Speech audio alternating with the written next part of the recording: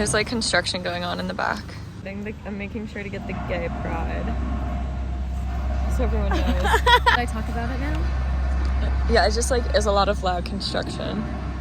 This morning, I went to my first sample sale in London, which I can't believe we haven't like done these before because they're happening all the time, but Realization Par did one in Soho and we decided to come check it out.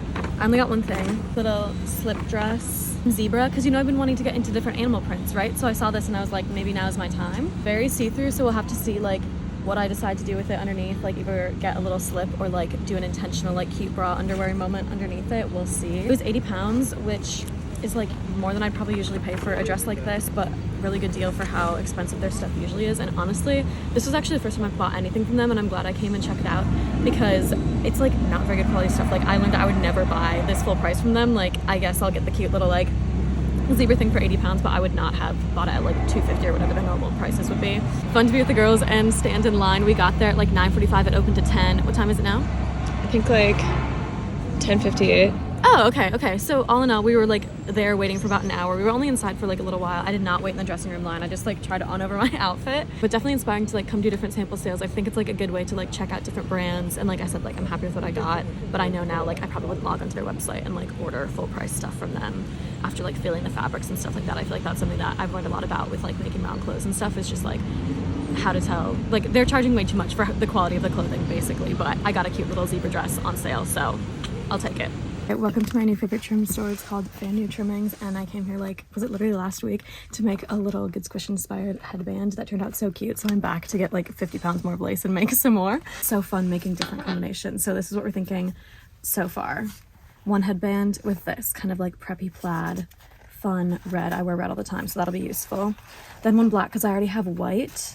So I feel like having black would be nice, and it might kind of like blend in with my hair, but I feel like just having like the texture on top will be cute. So I don't know if you can see here, it's gonna be like that, just like frills layered on frills. Very cute. Okay, this one is a little more out there, but I think it's gonna be quite fun because I was just trying to get inspired to layer a bunch of different stuff, and Grace geniusly found like all this. So it's gonna be this as like the main big part, and they're all like hooked together, so it's hard to do this, but this is going to be the channel down the center, and then on either side of that, metallic. Are you seeing the vision?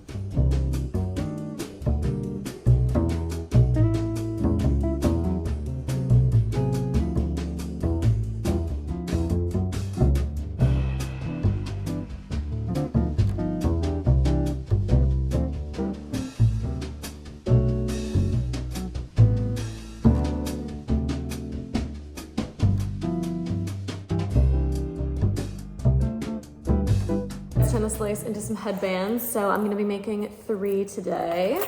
My little collection. I think what I'm most excited about is putting some lace on both sides, and it all has some sparkle, so I think that'll be quite cool. So satisfying too. Some of these pieces that I found just fit exactly. Like, look at that beautiful channel down the middle that's going to create. That one's going to be super easy. And finding matching black as well. I'm very excited for this. I think I have to change thread for each one of these, so that's kind of annoying, but I think I'm gonna start with this one just because it fits so perfectly. I think it's gonna be very easy to just like down either side and then get going. Anyone else have the same 5-year-old Ziploc bag that they keep all their sewing materials in? I literally only have 3 different colors of thread because I'm always working in the same color scheme, so obviously black and white, and then red. Sometimes I do pink stuff, but I tend to do red thread on that anyway for a little pop of color. Also kind of nice too because I just always have bobbins going in these threads, fill them all the way up, and then very rarely have to go back in to refill them.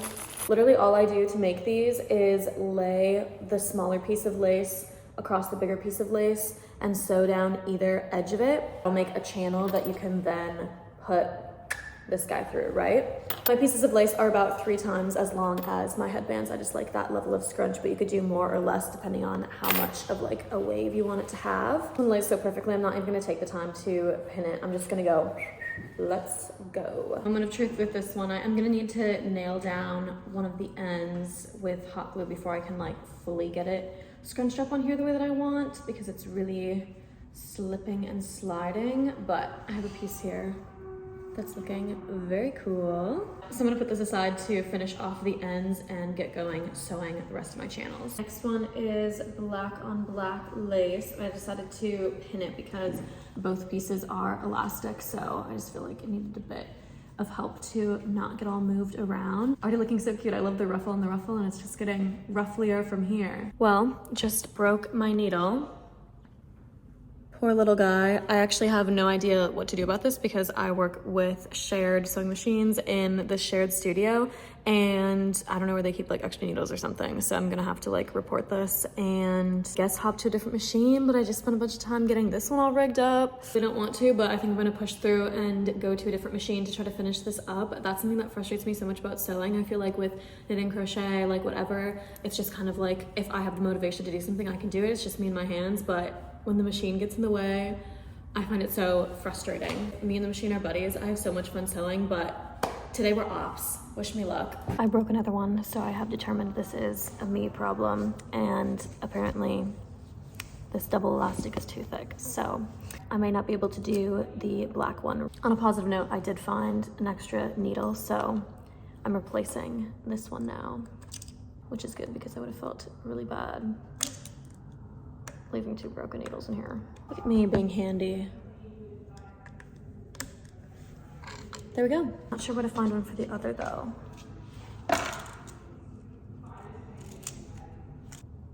Wait. Great news. So now I guess the question is, since I have 2 new needles and no excuse to not keep going, do I continue pushing through after all my hardships? I've decided to be a quitter today. You'll have to stay tuned to see how this guy turns out because it's not turning out today. I'm gonna go with my hot glue and try to finish this one off at least.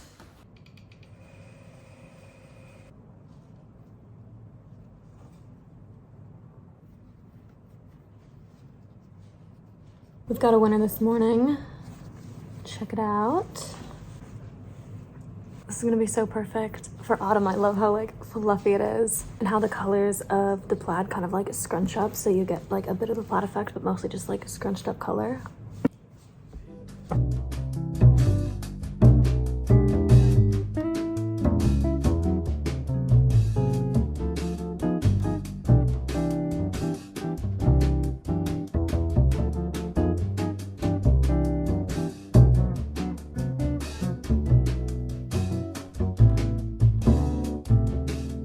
Well, first of all, first Christmas tree of the season. Something that I love about London is that since there's no Thanksgiving here, as soon as Halloween hits, it's Christmas time, and that's something that I can get behind. So we're in Greenwich, on Greenwich Peninsula today, enjoying our first Christmas tree, and then going to the O2. And this is a very fun last minute surprise because Grace, my sexy finance girlfriend, works for a company that like has a box in there, and so last minute you can like ask to have tickets if they haven't like used them for business purposes, whatever. You can like get tickets to take your girlfriend to go see a show.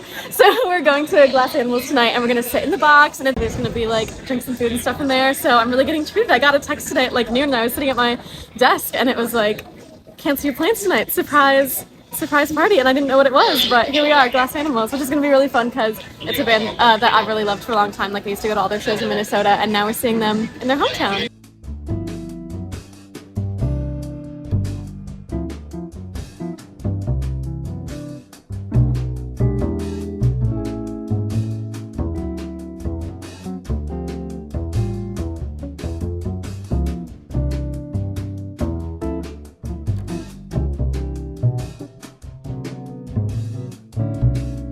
Welcome to Material Girls headquarters for the day, the floor of my flat. I'm getting ready for the next meeting of Material Girls Club, which is tomorrow, and it's kind of like a new version of Material Girls Club because we're going to be out of our original space, which was a conference room in this like shared community center. Just like excited to find a cute little vibey coffee shop and kind of just rethink about like what the event looks like. I've learned a lot over the past year about like what people like about it, what like facilitating a good meetup space is. So I have all of my things here today. So we're gonna be going to a coffee shop in East London, hanging out there. And we have these like activity packs that are gonna be at everyone's seat. So that includes a few things. Number one, I have to fold all of these, but I made these custom fortune tellers, which are kind of like the ones that I made for the launch party that happened a few weeks ago.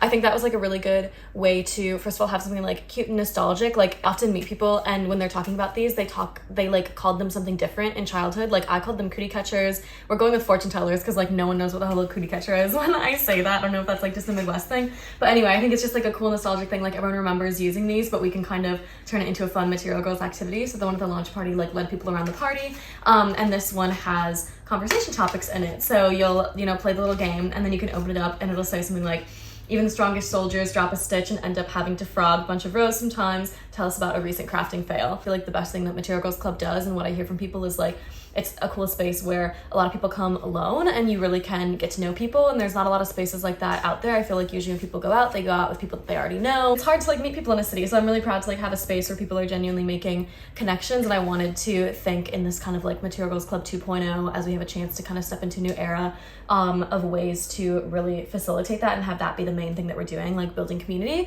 So is one attempt at that. That'll be, everyone will have one of these at their spot. I need to fold those and then they'll be like popped up waiting for them. I illustrated this bow, which I think is quite cute, and printed a bunch of them off, and these are going to be our name tags. So I lovingly cut each one out and I'm going to write people's names on them and hot glue a magnet to the back of it so that you can magnet onto your shirt, and then I guess you can take it home and use it as like an actual magnet because it is quite cute. But isn't that sweet? It's like a little bit big and just like, I don't know, it'll be easy to tell like who's in Material Girls Club, Obviously good when you're meeting new people to know what their names are, but do it in Material Girl fashion. Also at everyone's seat, we're gonna have these games. So obviously I put out different games like in the magazine, and they're all inspired by like girly magazines that you would play things that are like, do you have what it takes to be Harry Styles manager or whatever. We have things like MASH and Smash or Pass, but it's all of course like niche fiber art related stuff. Would you rather? I feel like it's also a really good conversation starter because you can do like would you rather and go through with the person sitting next to you and like see things that you agree on, or be kind of like I like knitting way better than crocheting, and it's just kind of like a fun thing to connect over. Plus it's again like nostalgic and hopefully just like a fun activity to do. Everyone's gonna get glitter pens of course to fill it out.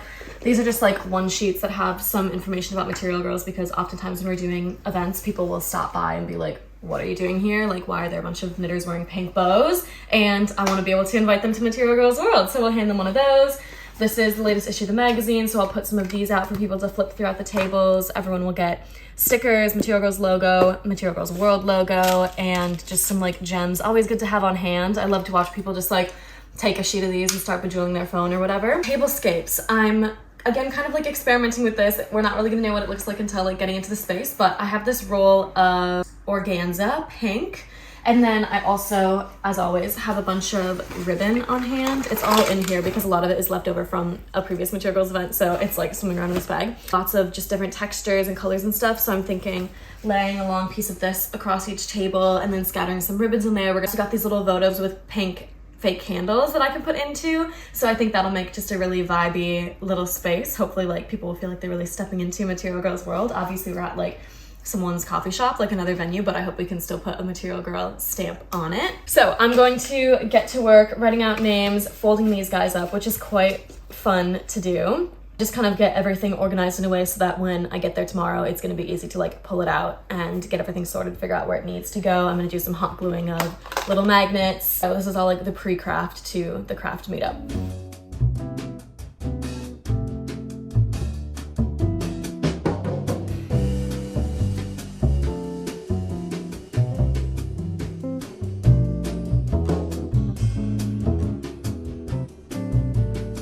Talk a lot about craft politics on this channel, so I feel like it's important to talk about the American election that has been happening in the time that I've been filming this vlog. I'm an American citizen. I can vote from abroad, so I did that a few weeks ago by mail and then watched Donald Trump's victory speech live because of the time difference. I was waking up as that call was being made, and it was obviously not what I wanted to see happen, and surprising in a lot of ways, although I realized that that was a bit naive of me as I'm in a very liberal bubble here in London. There's a lot of things that we could talk about there, the scary rise of alt-right misogyny and the failures of the Democratic Party, and I mean, there's so much, and I really encourage people to stay plugged into those conversations, specifically in your local communities. But I want to take a minute to talk about white women crafting blue bracelets. I'll link an article down below that talks more about this, but basically, if you haven't seen this, there's now a trend online where white women are making blue bracelets that they're wearing around to show that they voted for Kamala Harris and they did not vote for Trump, because over 50% of white women did vote for Trump. I find this really disappointing, maybe not surprising, because it's quite reminiscent of like pink pussy hats in 2016,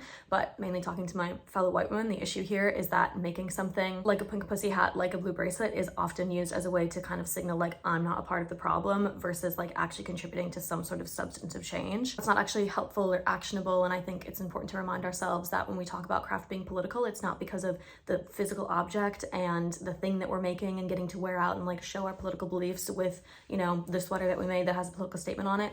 It's about the community that surrounds craft. It's about the organization that happens when craft comes together, the groups of women that come together to create things for their communities, that respond to issues in their communities. That's what makes craft political, and that organization throughout history is why there is a long line of craft being political. Not because individual people have made things to reflect their individual beliefs, but because people have come together to use craft as a medium to share things as a group. Therein lies the issue with something like a blue bracelet, because it's an individual action that you make to show that you yourself believe something, and it doesn't actually tangibly give back to any community. Considering that more than 50% of the white female population in the US voted for Trump, I think a better use of our time is to talk to fellow white women, have hard conversations about our tendencies to align ourselves with men and with whiteness over supporting any other demographic, talk about tangible ways that we can support women of color specifically in our communities. All that being said, and this is not really related to the election, but it has been interesting to be reading this at the time that all these things have been happening politically, my book recommendation today is this long thread, Women of Color on Craft, Community and Connection by Jen Hewitt. I'm about halfway through. This is a major book. It's nearly 400 pages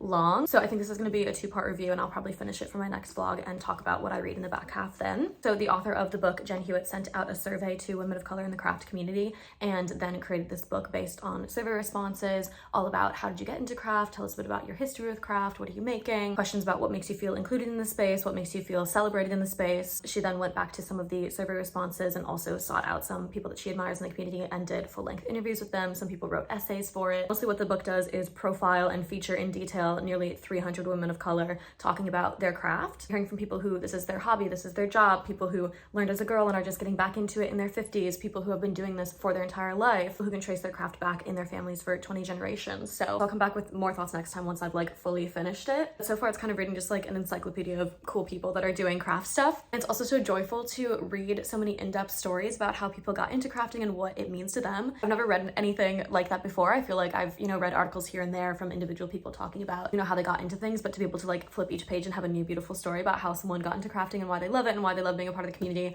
is so special. So part 2 coming on this. That's it for me. Come back next week for some more on Material Girls, some more book chat, all that fun stuff about being a crafty girl in London. I hope you will like and subscribe to come back next time, and I hope you have a good day.